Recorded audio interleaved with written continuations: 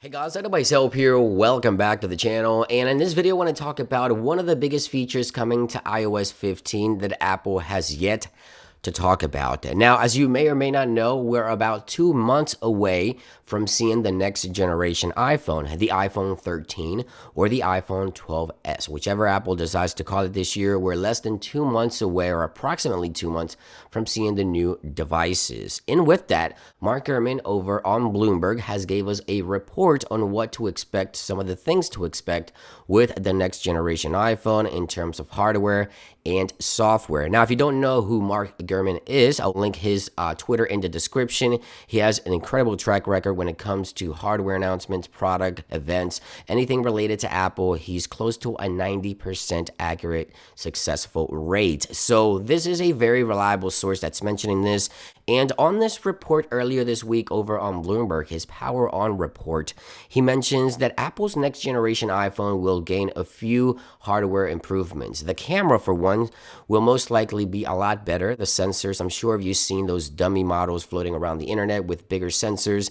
Portrait video could be coming to the next generation iPhone, improvements to the zoom capabilities, and so much more coming to the cameras of the iPhone. That's almost a given. We've seen cameras on iPhone gain improvements year after year.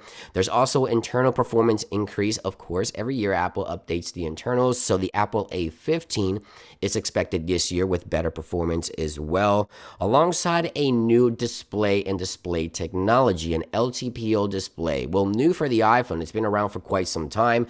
If you own an Apple Watch 6th generation, you see how the display is lit up within a few seconds here. It just goes back into this dim display, and that's always on display for Apple Watch. And this has been around for a year on Apple Watch. That's the LTPO display, and that same technology could be coming to the next generation iPhone with iOS 15 and the iPhone 13 or 12s. So with that being said, Mark Gurman also included in this report some software features, and those two features are 120 hertz refresh rate, which has been around for quite some time. Apple was rumored to be implementing this on iPhone 12, but did not. iPhone 13 Pro models look like they will be getting the 120 hertz display. But to me, the most interesting thing on this report is that Mark Gurman also mentions that there's a new software feature that could potentially make its way to the lock screen of the next generation iPhone, and that is always on display. An Apple Watch like always on display is what he says will be coming to the next generation iPhone. As you can see right here, this is achieved obviously on a jailbroken iPhone. I can double tap